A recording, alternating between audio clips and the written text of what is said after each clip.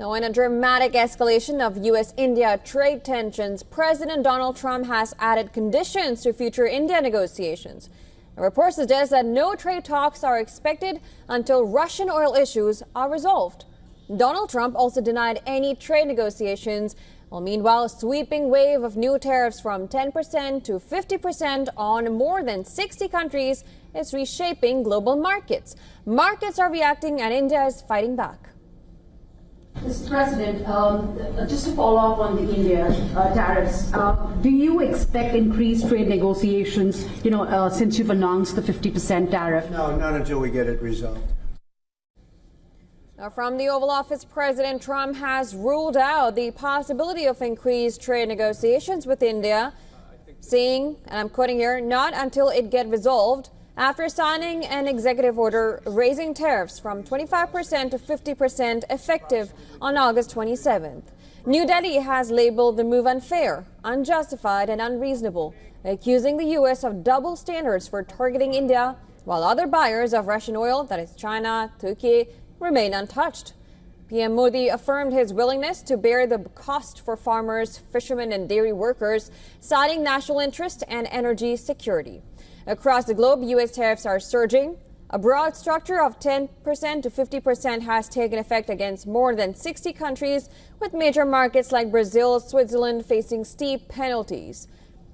The U.S. average import tax now hovers around 18.6%, which is the highest since 1930s. Global markets have taken notice. On August 1st, weak job data, just 73,000 jobs added in July, and unemployment was up to 4.2%. Alongside Trump's tariffs triggered a sell-off across Wall Street and international markets.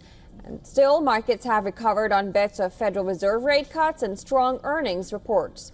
Apple's investments helped buoy sentiment, though concerns about inflation and supply chain upheaval persist. Analysts warn these tariffs can raise U.S. consumer prices, disrupt global supply chains, and chill economic growth.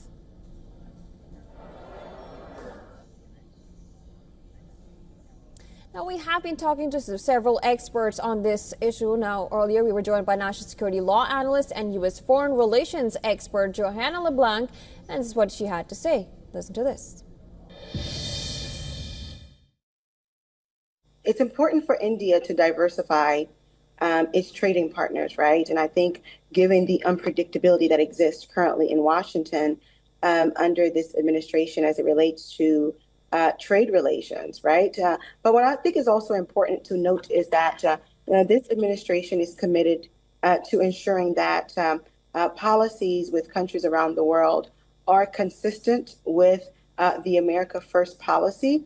As you know, India is a member of BRICS, and the United States does not support such organization, such group. So I think that when it comes to the imposition of these tariffs, especially when it comes to India, it's a way to force India to reassess and to reevaluate some of its partners around the world.